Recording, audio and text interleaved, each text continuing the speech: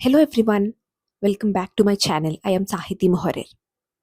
When we talk about mains, one thing that makes all the difference is answer writing. No matter how much you read or how many facts you remember, at the end of the day, it's all about how you put your thoughts in the exam in those limited 3 hours of time. Answer writing is all about structuring your answer and presenting your knowledge in the simplest way to the examiner. When you start writing answers, it feels intimidating. I know. I have been there. Like your handwriting, speed, or whether or not you're writing a perfect answer on day one. But trust me, every step counts. So in today's video, let's sit together and learn the basics of answer writing for UPSC. And to show you in a more practical way, I'll take a question from the recent uh, UPSC Minds GS2 paper and write a live answer. So let's get into the video. E-governance has a built-in bias towards technology and backend integration rather than user-friendly. Examine. So examine ఇది 10 mark question. Examine అంటే దానికి మనం పెద్దగా ఆలోచించాల్సింది ఏం లేదు. Just ఇచ్చిన క్వెషన్‌లో మనకు 2 సబ్ హెడింగ్స్ వచ్చేలాగా ఉందా లేదా చూసుకొని డివైడ్ చేసి ఇంట్రో, 2 సబ్ హెడింగ్స్, కంక్లూజన్ అంతే. ఒకవేళ క్వెషన్ నుండి 2 సబ్ హెడింగ్స్ డిరైవ్ చేయడానికి రాకపోతే 1 sub heading from the question and the other any challenges or way forward రాస్తాం మనం. Okay. Coming to the answer, intro. Just simply write the definition of e-governance. That's the simplest way to introduce an answer. So e-governance is the use of information and communication technology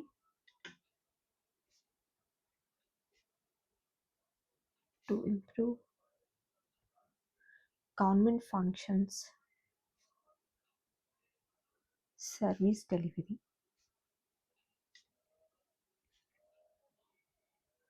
and its interactions with citizens, business, and other government agencies. Simple introduction. Then I'm taking the first subheading from the question itself.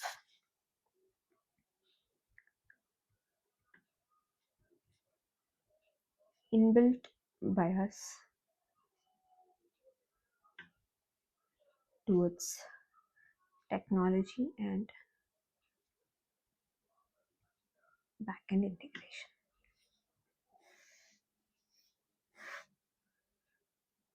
First part.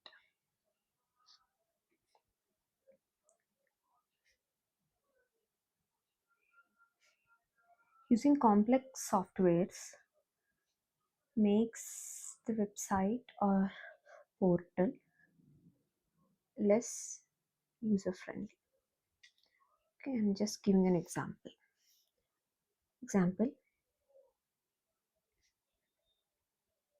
Recent glitches in IRCTC website.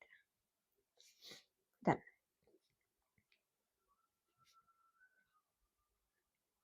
many reports show authentication failures in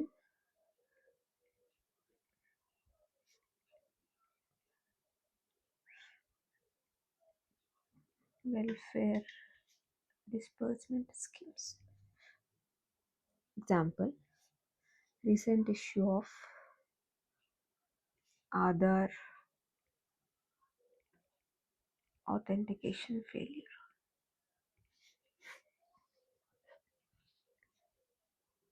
Third,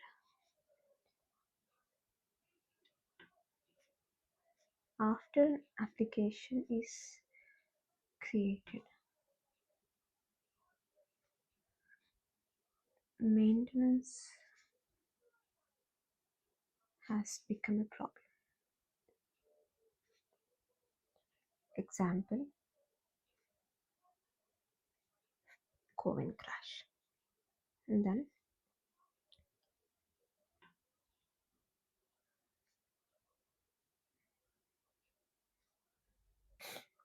universal language to access the website makes it less user friendly. Example,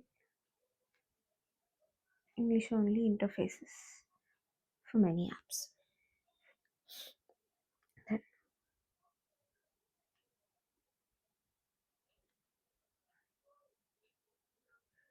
lack of interoperability between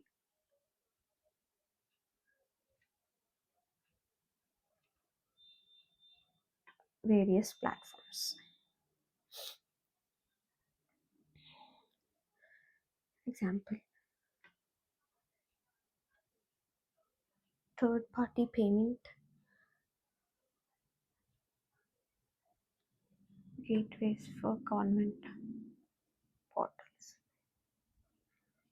So this is the first subheading. And then second, I'll write a way forward to it. Second one, I'll say, okay, steps to make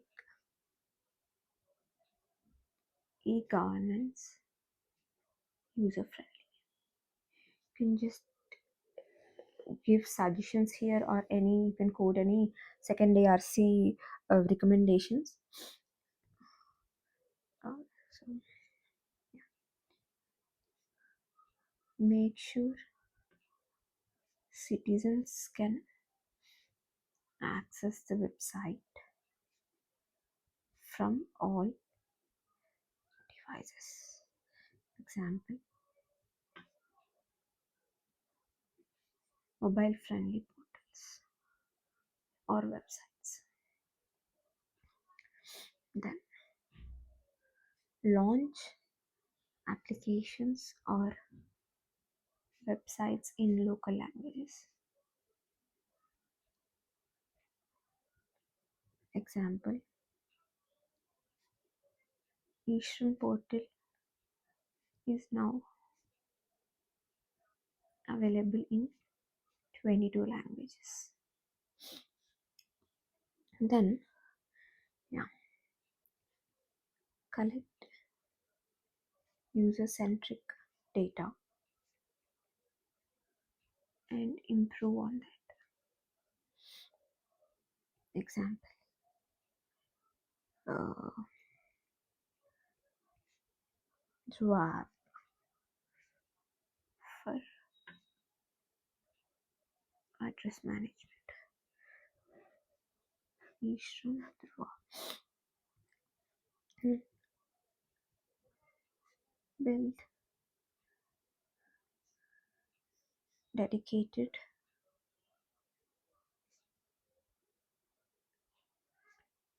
grievance redressal systems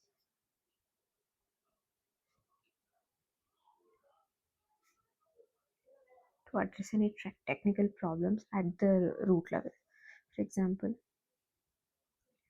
Lokwani app from Uttar Pradesh. Then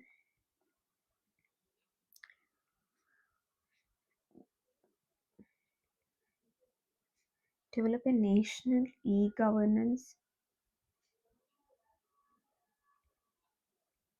enterprise architecture framework. This is given by second ARC. Okay, then you can just conclude. So, to be truly effective, e-governance must shift from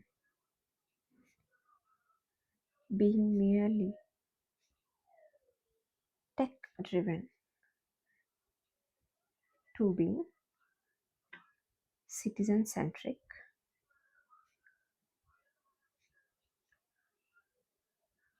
which is essential for the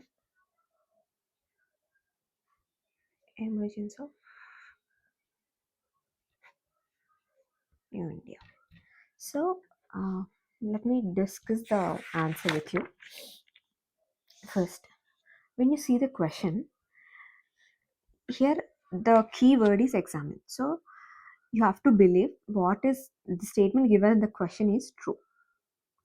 So, you should not negotiate with the question.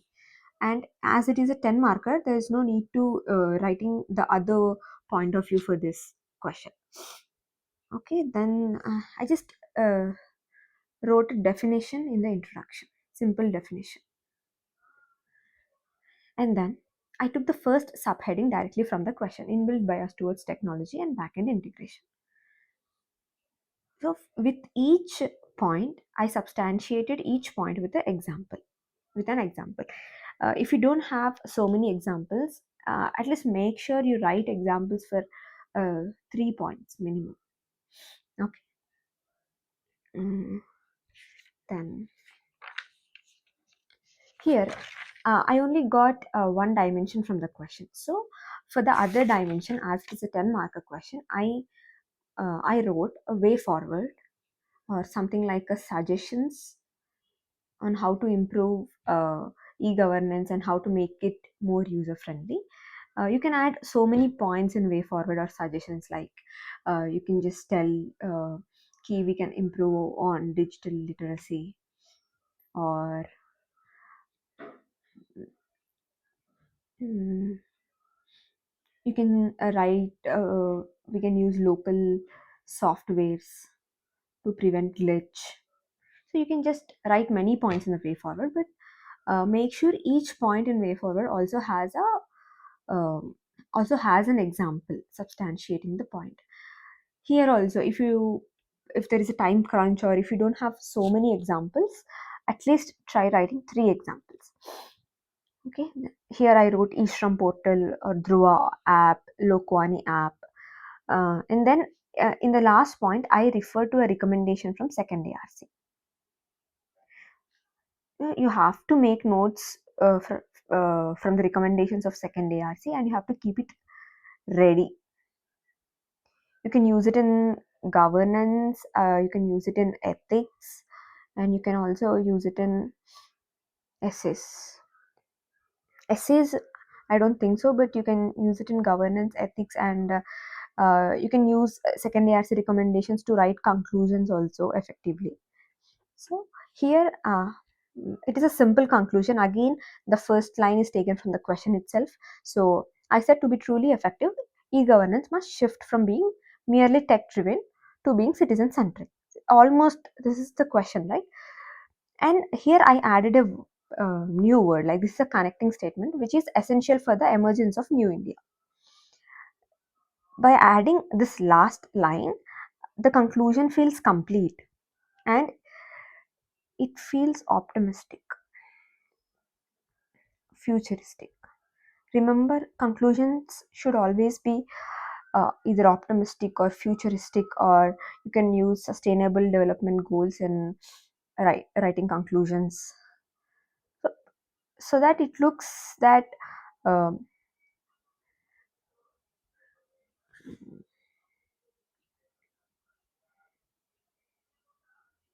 so that it looks more so that it gives more positive impact to our answer. Okay, so this is the 10 marker answer. If we have to write a 15 marker, more or less we have to write 3 subheadings if time permits, and mostly we can get all the 3 subheadings from the question itself. If we don't get 3 subheadings like distinctive subheadings, we can just take 2 from the question and we can write the third subheading as a way forward or as a suggestions to improve on, or like steps to make it better, to make the condition better, and you can just conclude. So in conclusion, you can use quotes or any good phrases or second ARC recommendations? Hmm. This is the broad structure of answer writing. ఇది నేను perfect answer అని నేను చెప్పను. But we have to keep in mind time limit also. మనం ఒక 10 marker రాస్తున్నామంటే hardly 7 మినిట్స్‌లో మనం attempt చేసేయాలి. And in that 7 minutes 20 seconds question చదివి క్వెషన్‌కి ఏం రాయాలో మనం స్ట్రక్చర్ చేసుకోవాలి వెంటనే. And then directly jump into introduction రాయాలి. అండ్ ఇప్పుడు సబ్ హెడ్డింగ్స్ దగ్గర కూడా మళ్ళీ మీరు ఇంకా సబ్ హెడ్డింగ్ ఎంత క్రేజీగా పెట్టాలి అని ఆలోచిస్తే అక్కడ టైం పోతది. సో క్వెషన్ క్వెషన్‌లో ఉన్న సబ్ హెడ్డింగే తీసుకోవడానికి ట్రై చేయండి మోస్ట్ ఆఫ్ ది టైమ్స్. ఒకవేళ రాట్లేదు అంటే అప్పుడు మీరు వేరే దానికెళ్ళండి. లేదా ఆల్రెడీ మీరు ప్రాక్టీస్ చేసినారు. ఆల్రెడీ మీకొచ్చిన క్వెషన్, అటెంప్ట్ చేసిన క్వెషన్ అంటే మీకు నచ్చిన సబ్ హెడ్డింగ్ పెట్టుకోవచ్చు. అంటే క్వెషన్‌లోది కాకుండా మీరు వేరే సబ్ హెడ్డింగ్ రాయొచ్చు. అండ్ మనకున్న టైమ్ లిమిట్‌లో ఐ అడ్వైజ్ క్వెషన్స్ నుండి సబ్ హెడ్డింగ్స్ తీసుకోవడం ఈజీ. అండ్ చిన్న ఇంట్రో రాసిన ఇక్కడ 10 మార్కర్ కాబట్టి 5 పాయింట్స్ రాసి ఇంట్రో, కంక్లూజన్ రాస్తే బెటర్. కానీ చాలా సార్లు టైం సరిపోదు. సో అట్‌లీస్ట్ ఒక 4 అండ్ 4 మాత్రం కంపల్సరీ రాసి ఇంట్రో, కంక్లూజన్ రాయడం ఈజ్ అడ్వైజబుల్. మనకు మంచి మార్క్స్ రావాలి అంటే. అండ్ ఈచ్ పాయింట్‌కి ఒక ఎగ్జాంపుల్ పెట్టడానికి ట్రై చేయండి. అండ్ అంతే, ఇక్కడ కూడా అంతే. ఈచ్ పాయింట్‌కి ఒక ఎగ్జాంపుల్. ఇది ఒరిజినల్ పేపర్ కాదు, జస్ట్ A4 షీట్. మీకు ఇంకా ఒరిజినల్‌ది చాలా తక్కువ ఉంటుంది. ఇక్కడ సైడ్స్ ఏమి ఉండవు. సో దానికి మనకు మళ్ళీ మన రైటింగ్ కూడా అడ్జస్ట్ కావాలి ఆ పేపర్‌లో. అండ్ అందుకే నేను ఇక్కడ కింద కొంచెం వదిలేసిన కదా, నేను చాలా దూరం రాసిన.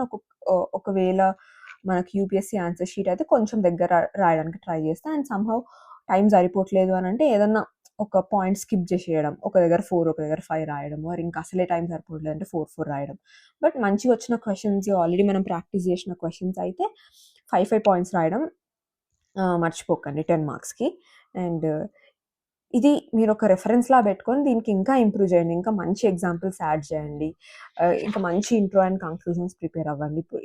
నాకంత టైం లేదు. అండ్ మొన్ననే పేపర్ చూసినప్పుడు నేను ఏ ఆన్సర్ అటెంప్ట్ చేద్దాము అని అనుకుండే. సో మీరు ఇంకా ఇది జస్ట్ ఒక రెఫరెన్స్‌లాగా పెట్టుకొని ఇంకా దీనికన్నా బెటర్ ఆన్సర్స్ రాయడానికి ట్రై చేయండి. And over the time practice చేస్తే పర్ఫెక్ట్ అయిపోతారు ఆన్సర్స్. అండ్ మీ దగ్గర ఎంత కంటెంట్ ఉన్నా టైంలో ఆన్సర్ రాయడం ఈజ్ ఇంపార్టెంట్. సో అది ఓన్లీ మనకు ప్రాక్టీస్‌తోనే వస్తది. సో మీరిప్పుడు స్టార్టింగ్‌లోనే మంచిగా ఆన్సర్స్ రాయాలి అని ఏం లేదు. So over the time your answer writing will improve. But start writing answers from now. So that was our small session on basics of answer writing. Remember, there is no perfect answer on day one.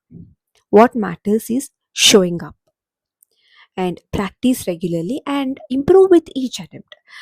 If today's live answer helped you understand the flow and structure of answer writing, try writing one answer after this video and evaluate yourself. Don't look for perfection, just attempt writing an answer. And if you found this helpful, please give it a like and do share it with your fellow aspirants. And of course, don't forget to subscribe to my channel. Keep practicing, keep believing in yourself. I will see you in the next video. Thank you.